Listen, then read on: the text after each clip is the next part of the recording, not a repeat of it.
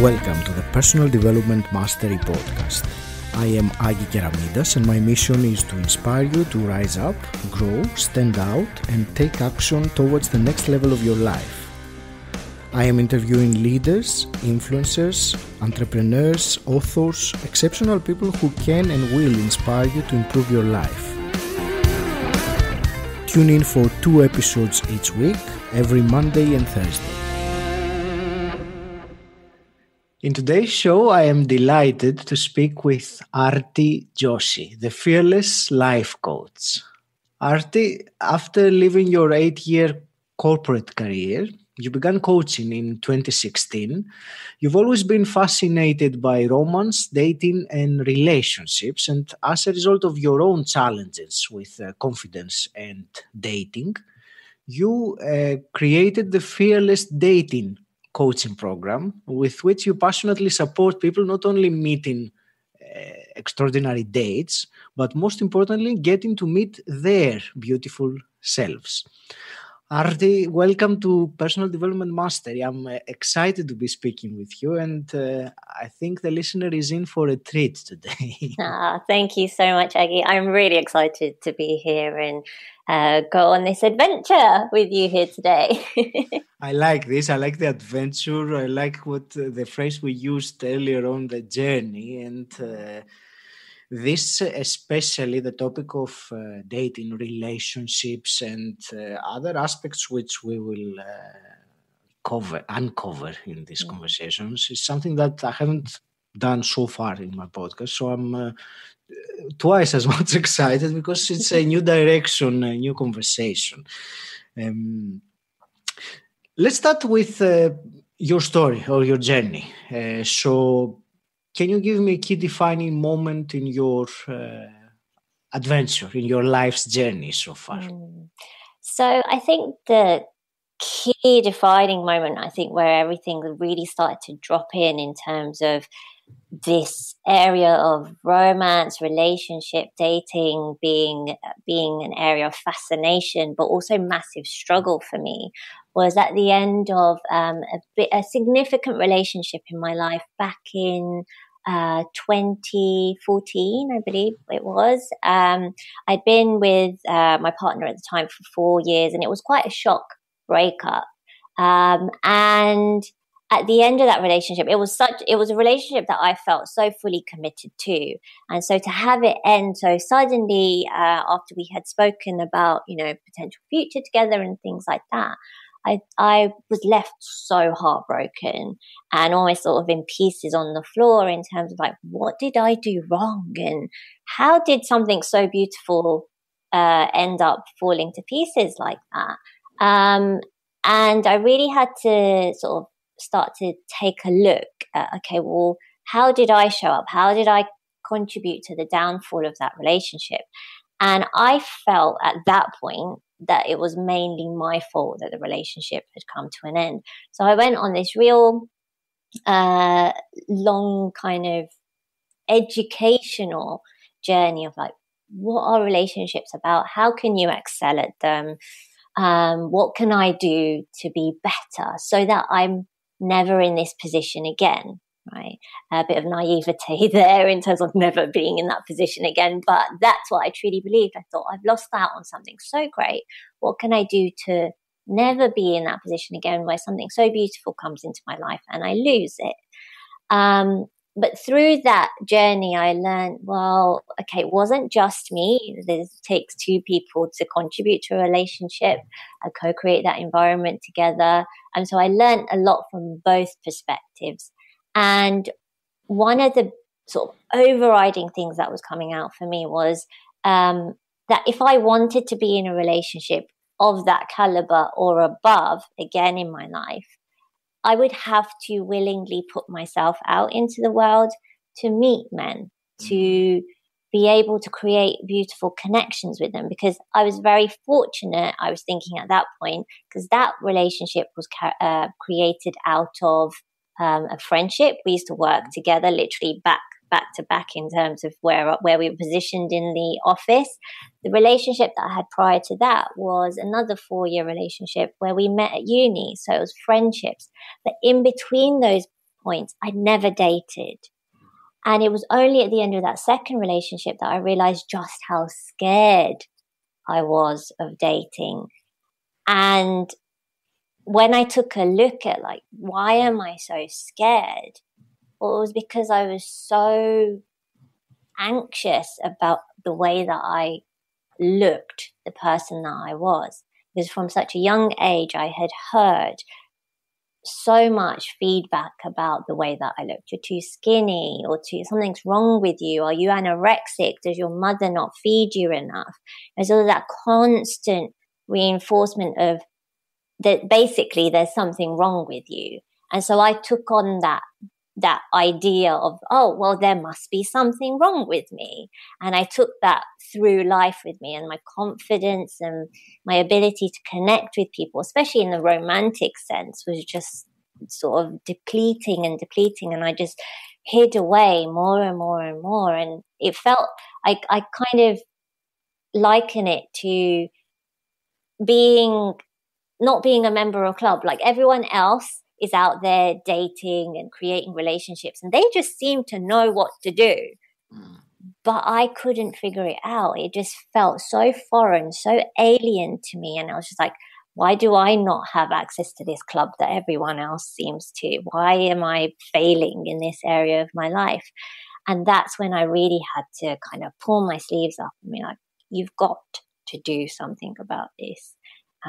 There can't just be something that you stay scared about, because if you want that kind of relationship that you've been dreaming about and you've had a taste of, and you want something better than that, then you're going to have to be the one that really does what you need to do to be able to create it. Yeah, change and grow. Yes. Massively. So what did you do then when you had that realization that you need to do something? Yeah, so I think this was sort of part of the educational phase. So there was one book in particular. I mean, I was picking up books and courses and everything, like YouTube videos and what you name it, just anything with sort of relationships or dating in the title, I would just consume it. But there was one book in particular that really stood out to me, which was called Calling in the One by Catherine Woodward Thomas. And it's a 7-week journey to attracting in your life partner. And even though at that stage I wasn't ready for that, because I was still pining over this love that had left my life, so much about that journey, so much about that book resonated with me. And whenever I share it with people, I always talk about, it's like almost reaching into your chest, taking out your heart and giving it a bit of a spring clean, a bit of love before you put it back in again. And that's what it felt like for me. And through that journey, so much came up. I mean, I remember there's one part in that book where she talks about agreements that you've made, overt and covert agreements that you've made with yourself.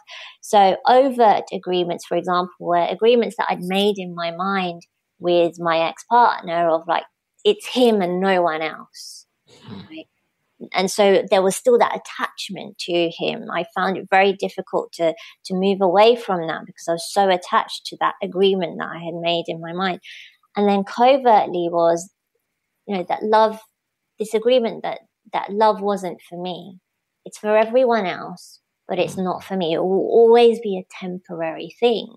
So that was kind of almost like a self-fulfilling prophecy that I would somehow get into relationships that weren't going to sort of work out for the long haul, or there'll be some way in which my anxieties or whatever would come to the fore and would, bring that relationship or add a bit of difficulty or tension to that relationship. So there were exercises like that I really got to do in that book, and it opened my eyes massively. And along that, just recognizing how fractured my relationship to my body had become, how anxious and how uncomfortable it was. Because interestingly enough, when I was in that relationship, he loved my body. Right? It was attractive to him, and it kind of ticked all the boxes for him. And I really lent on that. I was like, okay, cool. If he loves it, then I can love it, right? But it was through him. It wasn't through me. So when he walked out of the relationship, my body confidence walked out of the room with him as well. So to realize that I can't walk through the streets without keeping my head held up high, like I'm always looking down, or I'm always wearing things that I don't feel particularly comfortable in, to cover myself up as much as possible, or just feeling very uncomfortable in my own presence. And that was a big reveal in that. And one of the reasons why I was so scared of dating was because I never wanted to make myself vulnerable enough to a guy for them to scrutinize me and pick out my flaws, because I had so much of that for so long that I didn't want yet another person, especially in such a tender kind of vulnerable situation. If you fancy someone, if you're attracted to them, the last thing you want to hear from them is that they find you unattractive, right? And so I was thinking, like, why on earth would I want to put myself in that situation? I'm just going to keep filling up the rest of my life with interesting things so I can keep avoiding that. And so that was the educational piece for me, where I was like, okay, hang on a minute. You say you want these things, but you're not willing to do, heal in certain ways, rectify certain situations with yourself again. That was a big moment for me. Arti, let me ask you, because once you embarked on this educational and self-transformational journey, usually the effects of such a journey overspill in other areas of our lives. So at some point, you said you quit your corporate job and decided to start something new. So was that a result of your inner transformation? Did that happen at about the same time? Hell yes. Is not. Good guess then. Yeah, absolutely, because I was learning so much, and I felt like I was starting to open doors within myself that had been so firmly closed for so long. I was starting to really give myself the opportunity to be seen by myself and by other people. And the breakup at the end of that 4-year relationship was so convoluted. It went on kind of on and off. Are we, aren't we, shall we, shan't we, for like about a year and a half afterwards. And by the end of that, I was so drained, physically, emotionally, and on top of that was this, I'm just trudging into work every day, doing something that I'm not connected with at all. So in my love life is failing. My career feels like it's failing.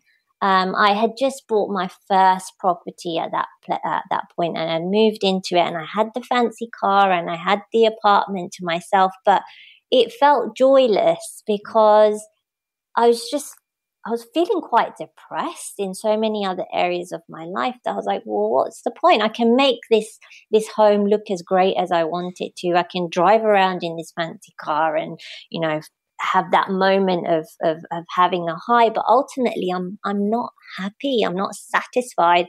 I'm not fulfilled, and I'm heartbroken. And I felt so exhausted. And there was that point at which I thought, okay, well, let me start to look for other careers within IT that maybe will start to, start to pique my interest, and I can maybe look for another path, another way. But there was also this feeling that, hang on, if you get into another job within IT or just on the outskirts of IT, you're going to end up in the same place 2 years, 3 years down the line. You're going to have the same conversation with yourself of, you're not happy. What next? Because that had just been on loop for the last 8 years. And it was actually my manager, who I got on really well with in that final job of mine, who had sort of reached the end of his tether with his time at that particular company, who's just decided he was going to quit. And I was due to have a conversation with him about going part-time at that point. Then I thought, well, if you're not going to be here, then what am I going to do? Because who knows what the next manager is going to be like? And I thought about it and I thought about it. And then I thought, okay, well, you've got to throw caution to the wind here. You've been teetering on the edge for so many years now of what to do next. It's almost like just take the plunge. And I remember a few weeks later handing in my notice and feeling very scared, very, very scared. Because at that point, I've got a mortgage to pay, I've got this car to run, I've got this whole other lifestyle established, and not knowing what that was going to do or turn into. But very much these journeys were happening in parallel. And like I said, they were just the opening of doors that had been firmly closed for a very, very long time. And I think, I talk about it with my clients when we're doing the fearless dating journey, that this stuff doesn't happen in isolation. Mm-hmm. You can't do such deep transformation in this area of your life of dating and romance without it having a knock-on effect on maybe your health, your finances, your family relationships and things like that. And all of those things started to open up for me in a new and beautiful and sometimes awkward and painful way, but it was necessary. Yeah, and that's the adventure and the journey of life and growth. And you mentioned the word fulfillment, which for me is the key, because it's important to feel fulfilled in what you do. Arti, shall we talk about relationships then and dating? So you already said earlier on you consider yourself in when you had your relationships before your shift, that you were, I'll use the word in quotations mark, fortunate not to have the experience of dating, because there is the fear of rejection. There are lots of feelings associated with dating, not for everyone, of course, but with some people. So my question would be, what do you think people's outlook on that is? And is it right? Is it wrong? Does it need to change? I think, like you said, it's so different for so many people. But I think there is this feeling that I get having worked with people in this area of their lives. And I also worked in the dating events industry for a year as well, as an operations manager and host. So I felt that there was this, and I still do feel that there's this air of kind of disdain and frustration with dating, of like, is this something that I have to do? Is there not a better way of me being able to meet people? And do I have to do it online, or do I have to go to speed dating events? And it's almost like that energy of, in a Christmas Carol, like you've got Jacob Marley in his chains, right? He's just dragging them along, right? And I feel like people have that kind of weight attached to the idea of dating specifically, and the creation of the relationship that they would most desire to have. And so there is this cloud of frustration that then taints the whole sort of experience for them.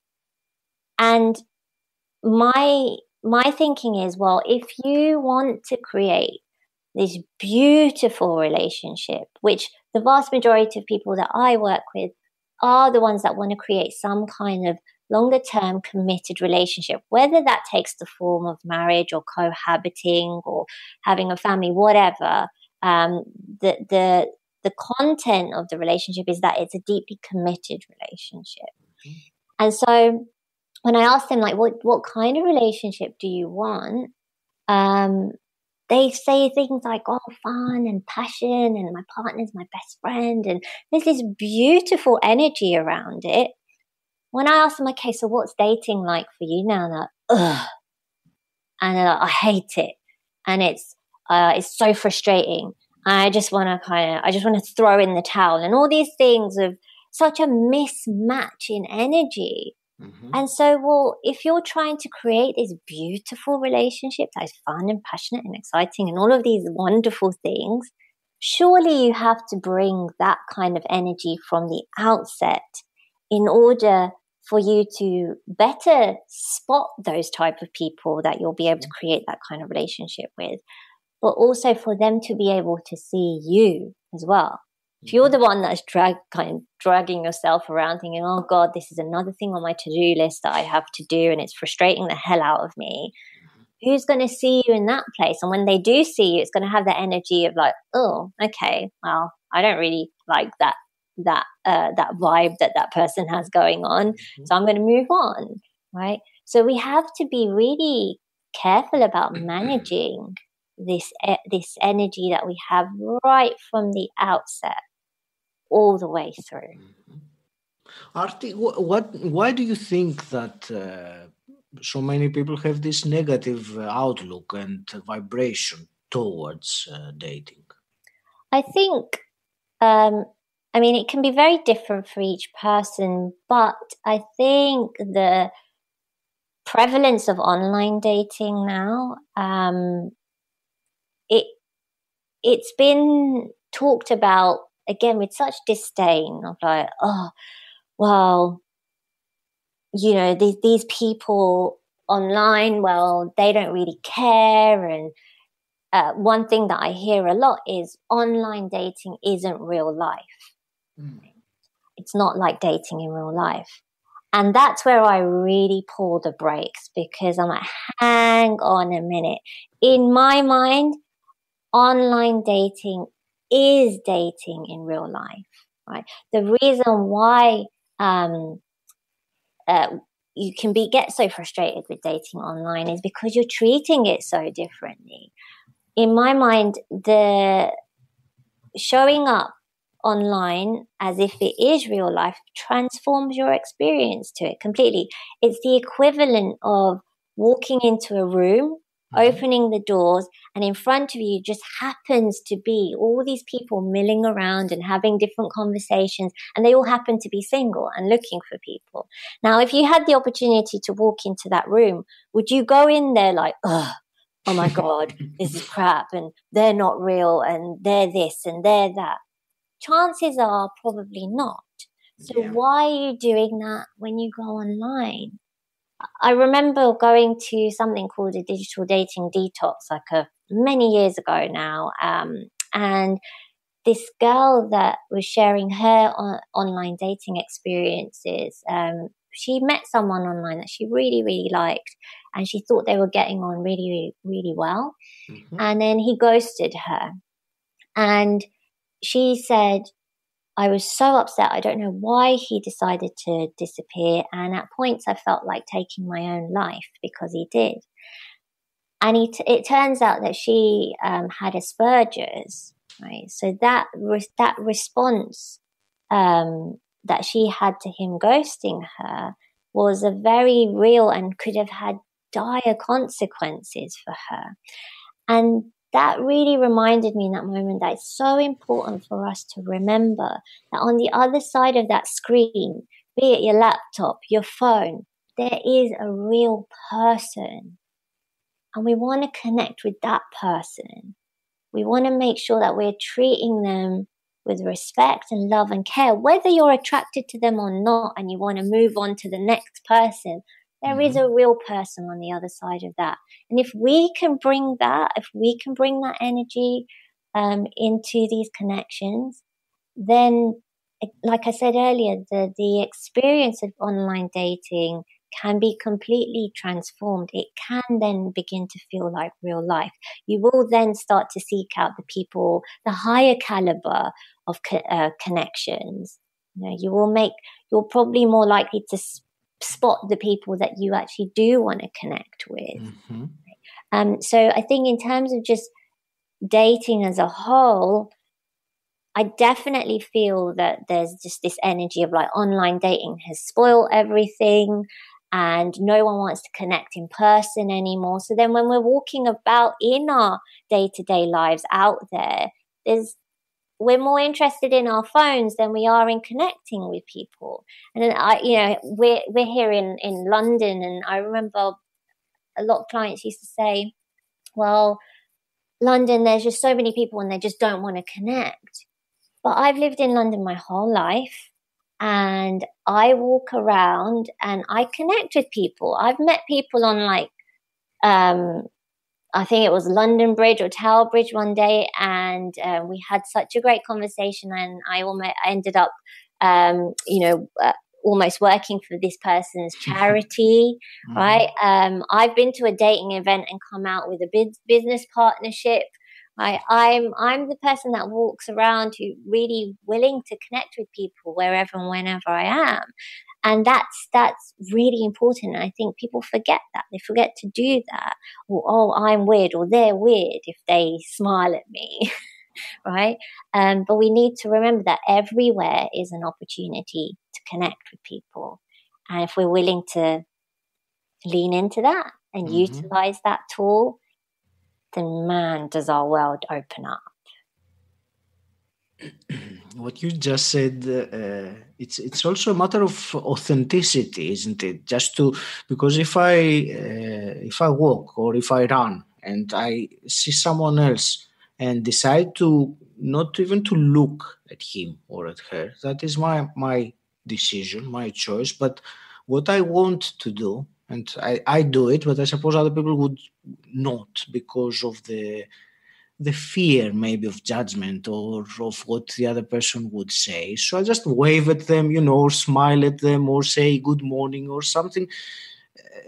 It is as simple as it is. I always get a response back from the other person. And when I smile, they will always smile back at me. So it would be crazy for me to walk around not smiling to anyone and wondering, why does not anyone smile at me? What's wrong with people? It starts with who you are yourself, doesn't it? Absolutely. I think one of the biggest things about this fearless dating journey is that we start with this space inside and around us first. It's one of my first workshops that I used to run was called Transform Your Love Life from the Inside Out, right? And the fearless dating journey is very much about meeting yourself first, and seeing like, okay, well, what's going on here? Like, who are you? How are you, first and foremost? Because one of the things when I speak with people about this area of their lives, they're like, oh, I keep meeting this kind of person, or I keep attracting the bad boy, or I keep attracting compulsive liars, or whatever it is.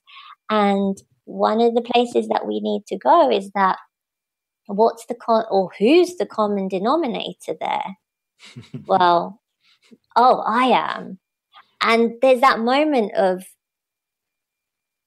on their face of like, oh God, right? But actually, I think that's one of the most beautiful moments, because the moment you realize that it's you, that is being carried out somewhere with you, that's where you have the most power, the most leverage to actually change things in an unprecedented way as well.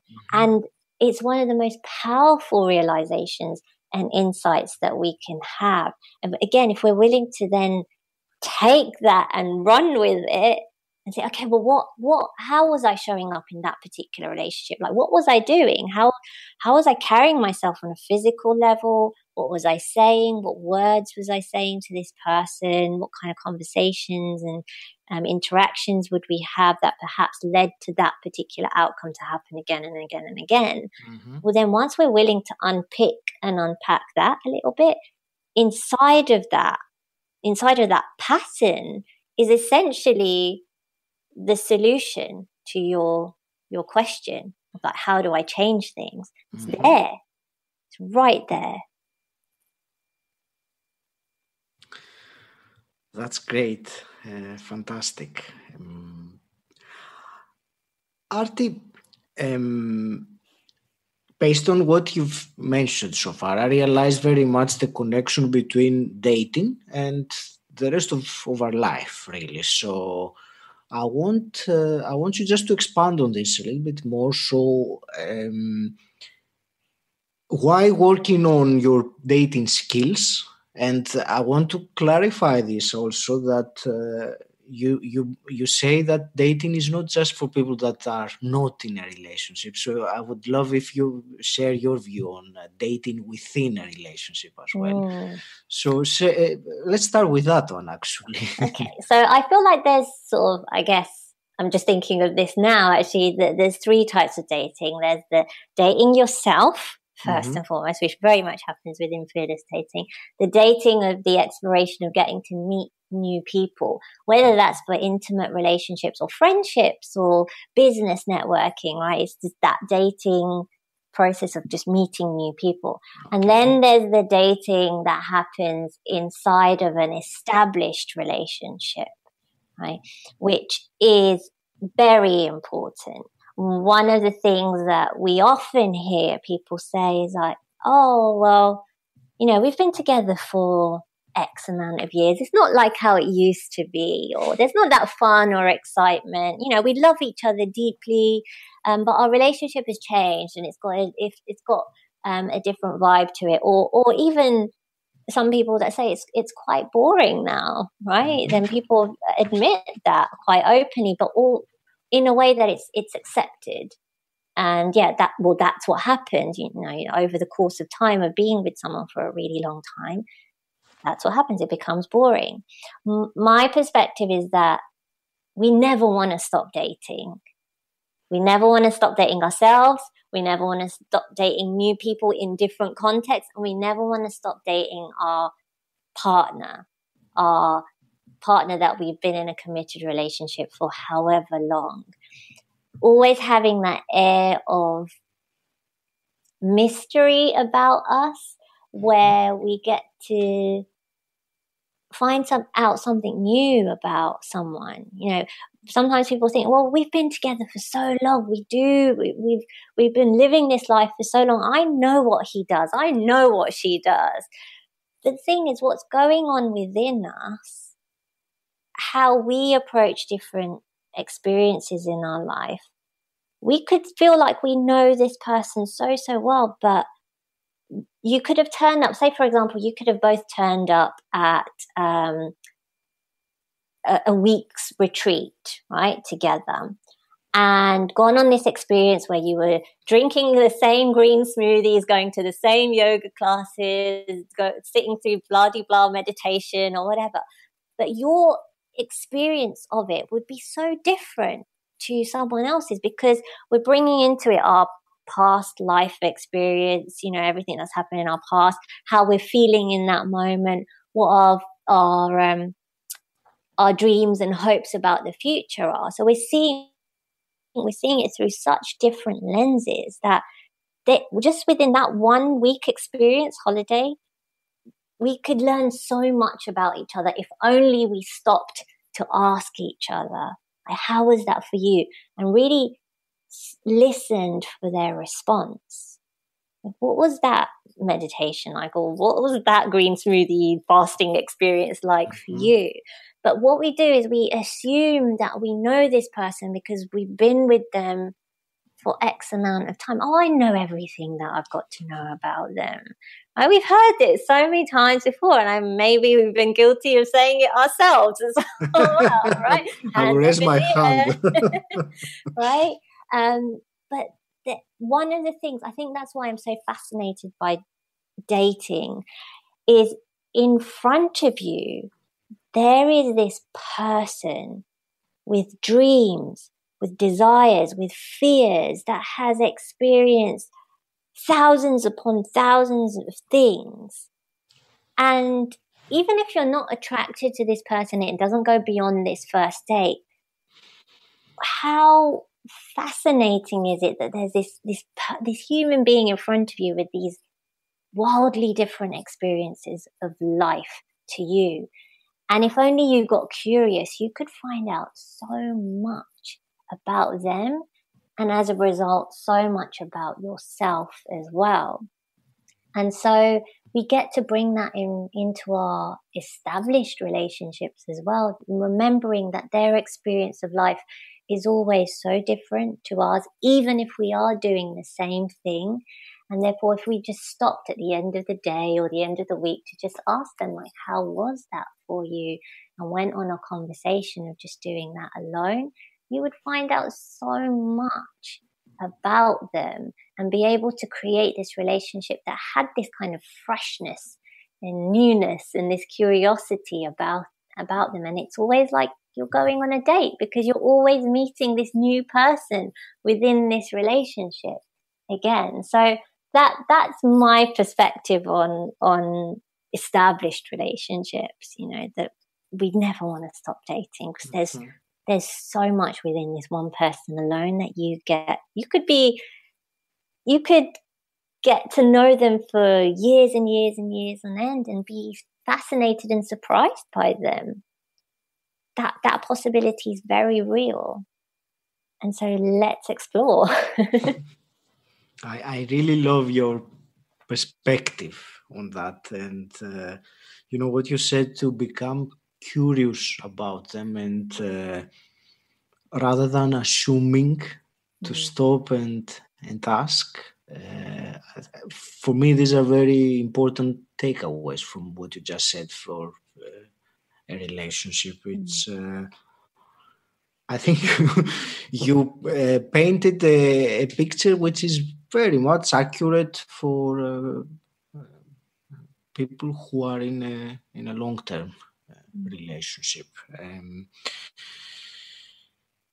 So let's talk then about similar to what you said, but with someone who is looking to make a relationship. Actually, it was something you said that you see dating in different contexts, like it is about meeting the other person. So rather than having, I suppose it is rather than having the expectation that something is going to come out of this, something is going to happen, to be curious, listen, and be fascinated, as you said, about the human being that you have opposite you.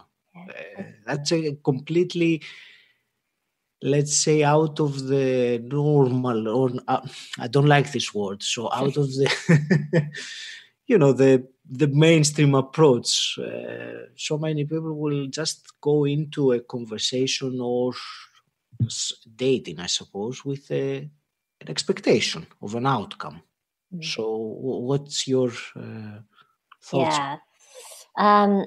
So absolutely, I think people do go into dates with this expectation of like, okay, you know, I want this and this and this to happen.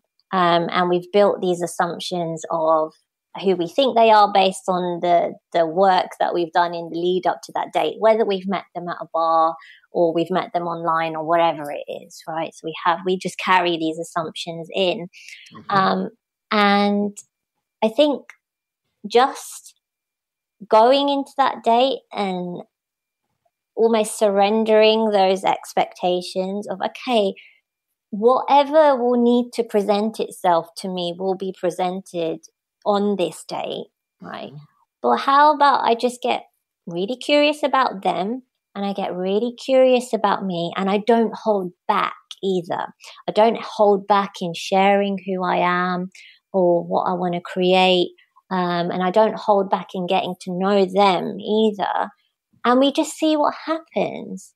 I'll meet you there. I'll get curious about you. I'll find out about you. And hopefully in my curiosity about you, you will feel curious about me. And if they don't feel curious about you, then there you go, answer. Question answered. That's the end of that date, and there probably won't be another one, right? But if there is this person that's like, oh, okay, like she's asking me some really interesting questions, or she's found out more about me on a first date than any other date that I have. I'd like to get to know her. So what can I ask her? And there's this beautiful back and forth of this very natural, organic conversation, and just endlessly, like you said, just that fascination with that person in front of you, then your dating experience can be so different, as opposed to I'm going into this meeting. What happens a lot actually on dates, whether you've met this person online or through some other means, it's almost like I'm going to present myself to find out whether I'm acceptable. Right. I'm laughing, but it's very accurate what you say. Yeah, right. I'm going to present myself in a certain way, so that they get to see this very curated version of me. Yeah. And I don't want to reveal too much too soon. I don't want them to see my flaws. And I'll see if that passes this test. So it's almost like they're going there to find out whether they're accepted. It's almost like they're going there to be validated in some way, right? Whereas actually that's not the purpose of the date. You don't need someone to validate or accept you. One thing that I say to my clients a lot is be willing to scare people away just by being you. And the people that stay, they're your people. People are like, oh my God, and run off in the other direction. They're not your people. And very much so, dating has become this, how many people can I collect and get to validate me and accept me and like me? Right? Whereas it's the other way. It's like, how can I go through dating completely as myself, not holding myself back in any way, speaking the words I want to speak, wearing the clothes that I want to wear, whatever it is, right? Just being me in that way, and see who hangs around to be around that. I think one thing that I've seen within the dating sphere is there's these two camps. And they both fall under the spectrum of be yourself. Now, a lot when we're struggling to date and we ask friends and family, I'm not meeting anyone or anything like that, and my friends and family, quite innocently say, well, just be yourself. You're great. Be yourself. It's fine. Just do it. But that's not working. Like, I am being myself, or I think I'm being myself, but that's it's not getting me any closer to what I want. And there's the other camp of who do say, well, being yourself isn't getting you the results that you want. Right. So then it's almost like, well, take this script and use this on your date, and then you'll meet your person.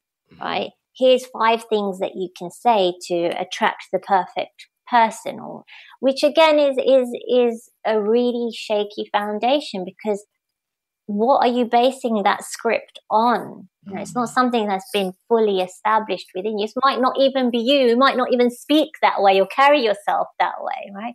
Whereas I feel like there's this middle ground of get to discover yourself, to meet the person that you've been so scared to share with the world or exposed to the world for fear of being rejected or for fear of being ridiculed. Start to meet that person, start to test them out in the world.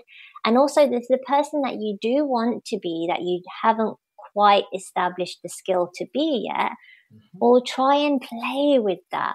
And I liken it to going into a changing room, right, at a shop.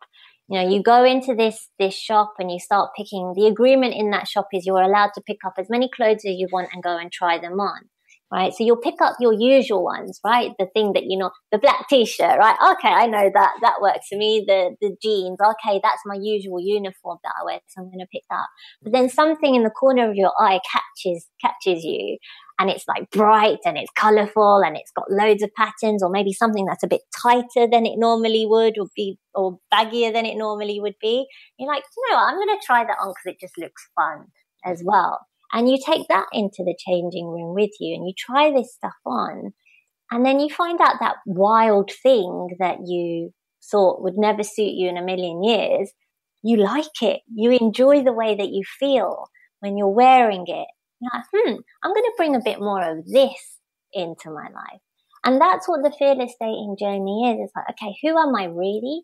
Let me get to see that. Let me keep the bits that I like, work on them, develop them, strengthen them, maybe start to let go and loosen the ties with the person that I don't think serves me anymore. And that really cool thing over there, person or, way of being over there, I'm going to play and experiment with that and see what it feels like to live life from that place as well. Mm-hmm. So that's that medley of being the you that you've always been, being a new you that you've never tried being before. And this is the meeting yourself moment, right? This experimental moment. And I think that's the beauty of dating. That's what it affords you, the ability to do. And if you are willing to experiment with that in dating, it, like we said, naturally spills over into how you show up at work, how you show up with your family, etc., etc. Arti, I have to say I'm very impressed and fascinated, because I never thought before up to today that you could use dating as a personal development tool, because the way you describe it to me with you mentioned don't hold back, sharing, be authentic, be vulnerable, and all that involves a level of confidence, which I'm going to ask you about next, and also a level of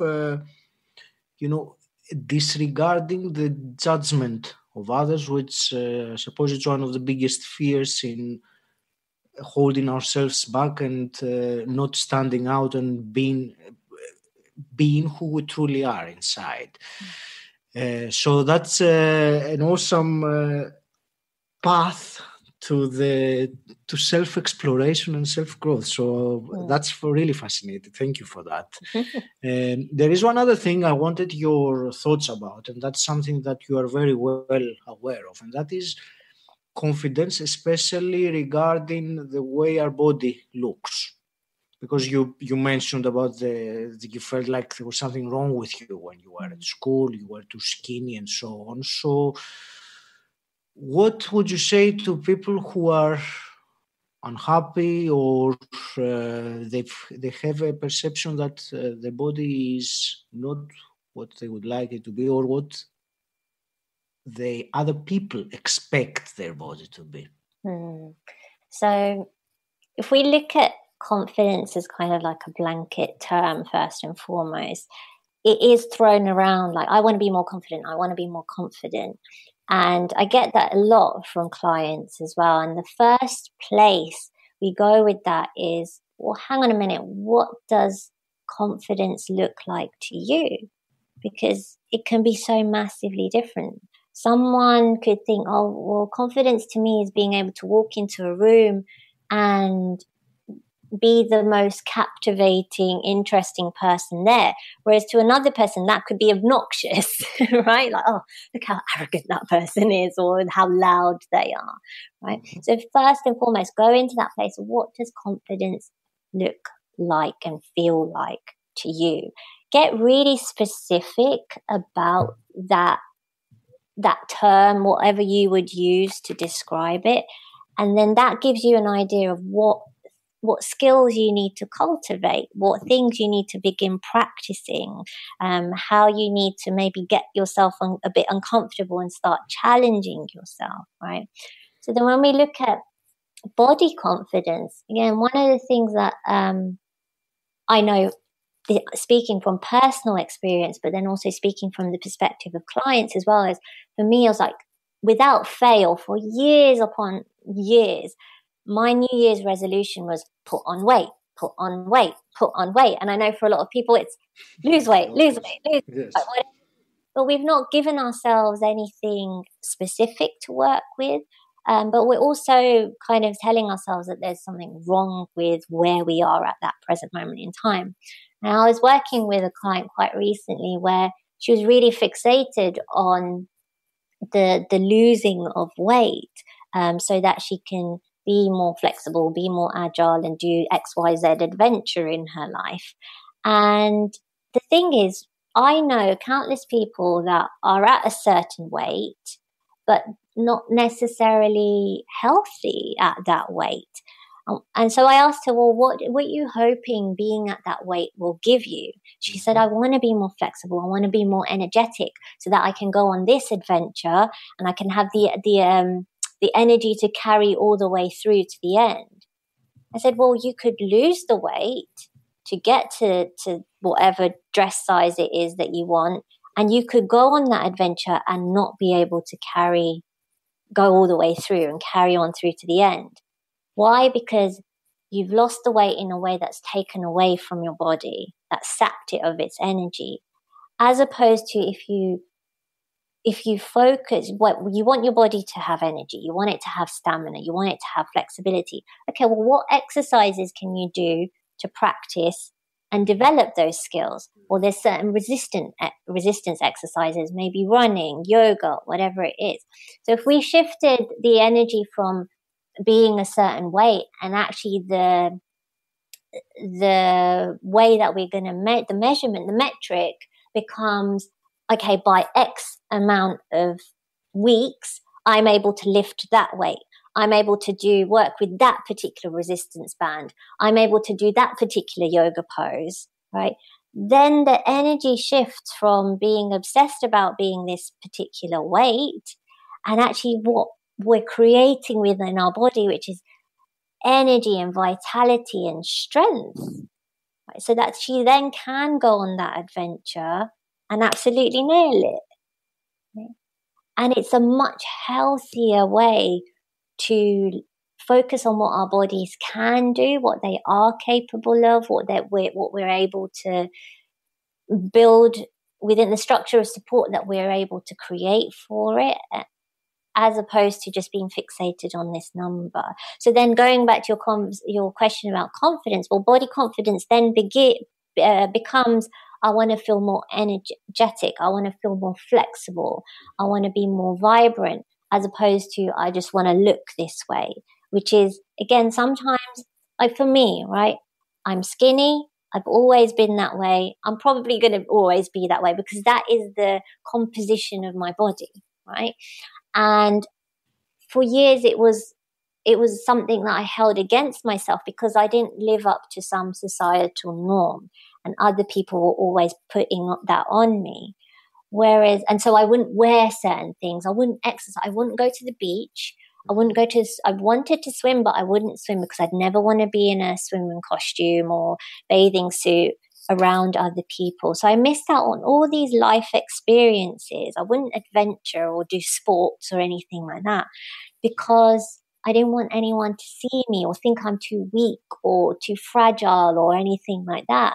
Whereas as I started to create that relationship with, okay, well, body confidence is when I'm able to go climbing or when I'm able to cycle or swim or try a skateboarding class or things like that, right?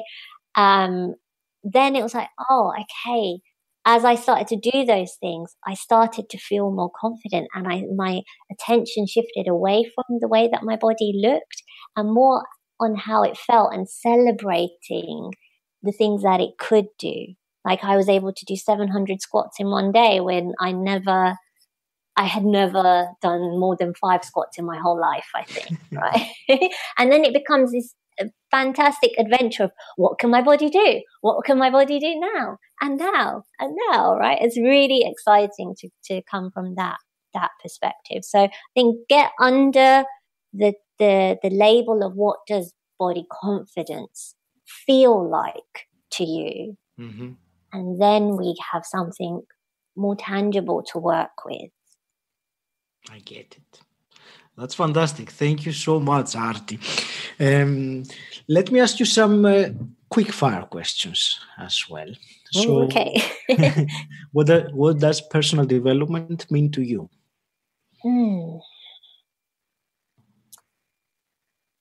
To me, it means, I think what we've spoken about here today, going on this adventure with myself, with a whole heap of curiosity, fascination, and intrigue, right? Like, by doing this, what am I going to find out about myself? By having this conversation, what am I going to discover? I think it goes beyond the books and the courses, and I think what so many of us have become to have kind of developed an idea for what personal development is. It's like the self-help and this lecture and this workshop and things like that. But actually, it's just the showing up to life. Okay, today I'm gonna challenge myself with this. Today I'm gonna have this difficult conversation. Today I'm gonna try that outfit instead of my normal one, like whatever it is, right?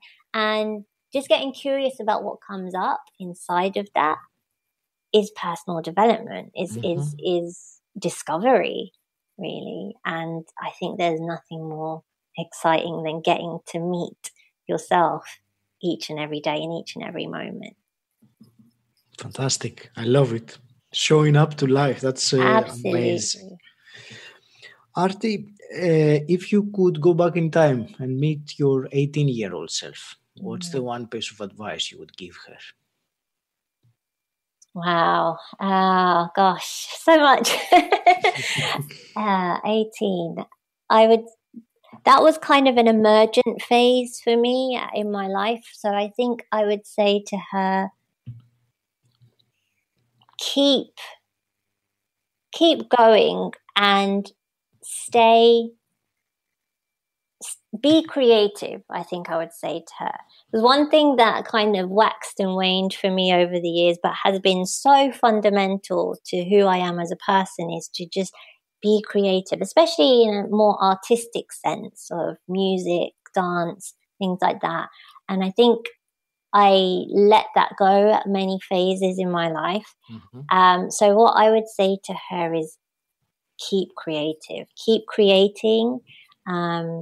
And there's so much possibility inside of just allowing your mind to wander, your imagination to play.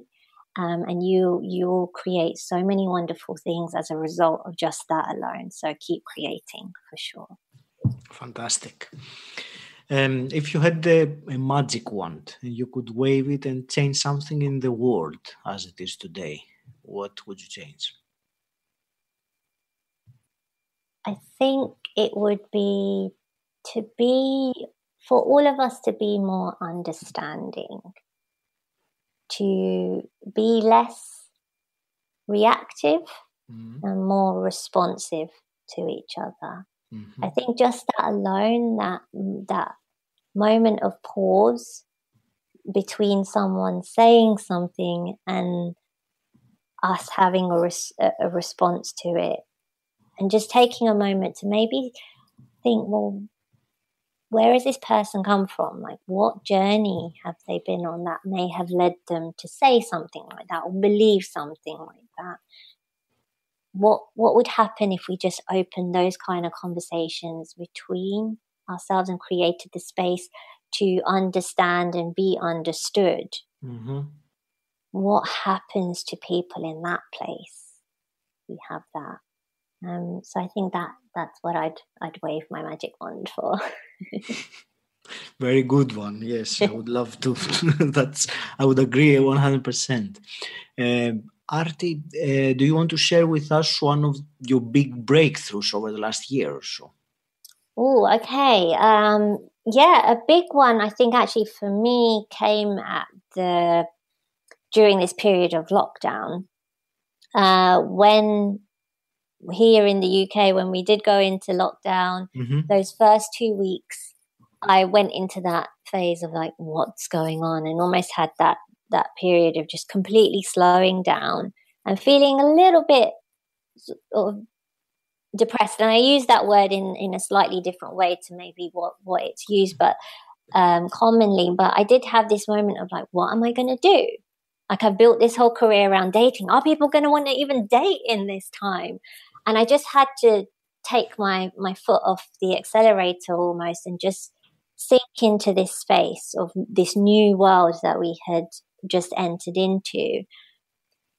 And I realized, well, I could continue not doing something, or I could get creative and just try stuff out, get really experimental, and see what happens as a result of that. And one of my coaches, James Lavers, he said something to us on a program of his that I was on at the start of the year, where he said, assume success, like just assume success. And what I took that to mean, maybe slightly different to his intention, was whatever I do, whatever I put my mind to, whatever I create, will be a success regardless of the result. Right. So I'm going to put a fearless dating profile makeover workshop out that I've never run before. And even if not a single person buys a ticket to it, it's a success because I've created something and I've put it out in the world, and it's had the opportunity to fall flat on its face. Just my willingness to do that alone is a success to me. Mm-hmm. And inside of doing that, what does that open up as a potential next step? So that cycle of whatever I do is gonna be successful in some way. Might not be by the conventional standards, but for me, it is. And so there was this moment sort of 2 weeks into lockdown where I was like, okay, I'm just going to create. And I'm going to sit my butt down on the chair at this desk. And I'm going to open myself up to creativity, perhaps in a way that I haven't done before. And I'm going to almost say, well, like creativity, creative power, whatever you want to call it, I'm ready. Like, show me what I can do in this time, but I'm ready. And I'm going to make a success of it, whatever it is. And then, boom, all this creativity started to come into this space. And actually, this lockdown period for me has been one of the busiest, one of the most creative, one of the most fun, one of the most challenging in so many ways, because I was willing to just try creating success after success after success, and I was ready to show up for it. Mm-hmm. And for me, that was a huge breakthrough, given how I was feeling just for those 2 weeks ahead of lockdown. So that's one of my most recent ones. I love this. The success regardless of the result. It's outstanding. Arti, I know we talked about lots of things. Was there anything that you were really itching to talk about today and I completely skipped it? I feel like we went where we needed to go, and I have huge trust in that. I have huge trust in where we needed to go, where we did, and hopefully this is of service and help to whoever listens here. I think for anyone who is thinking about dating right now, and perhaps if you're listening to this and we're still in this time of corona and uncertainty and physical distancing, don't feel that you're disadvantaged in any way. I feel actually this is a really powerful time for your love life, because you have the opportunity to be discerning in a way that perhaps you couldn't be out in sort of life as it was pre-corona. When we go on dates with people, if we go to bars or places like that, we have all these ambient distractions around us, maybe the waiter or the waitress coming up to us, the clinking of cutlery, and all the other people talking in the background. Whereas if you're going to be doing video dates or phone calls and things in this time, you get the opportunity just to be fully focused on this date in front of you and really watch out for the things that maybe red flags to you, or be things that you may not normally have noticed on a date. So, us human beings, we're built to adapt and evolve. And I think this time that we're in, we can use powerfully for your dating life. So just be willing to keep meeting people in the new wonderful ways that we have, these technologies that we have. And this could be a really powerful and fruitful time for your dating life as well. Awesome. How can someone find out more about you, Arti? Where would you send them? Yeah, so I'm most active on Facebook.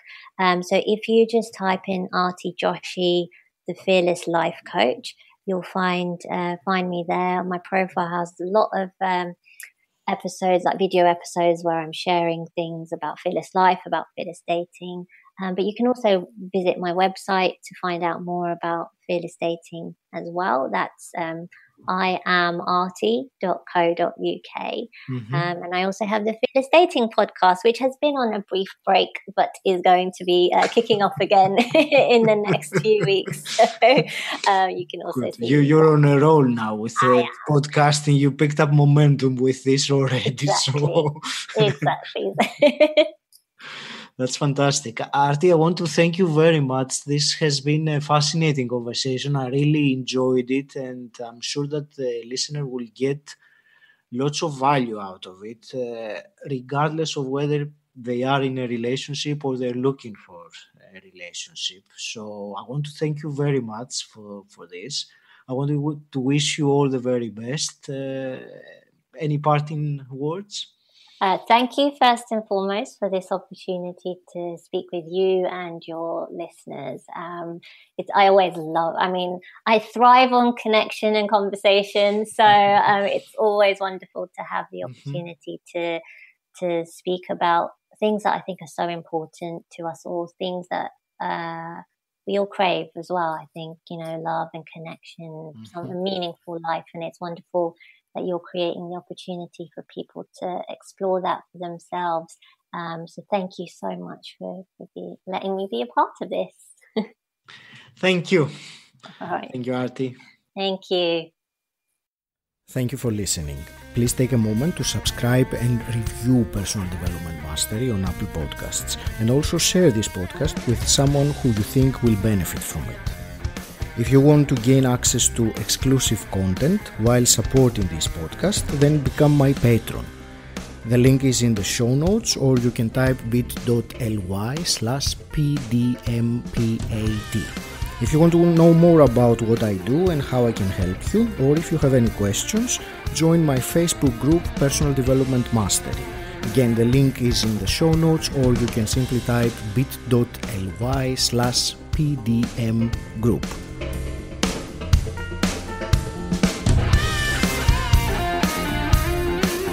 And until next time, stand out, don't fit in.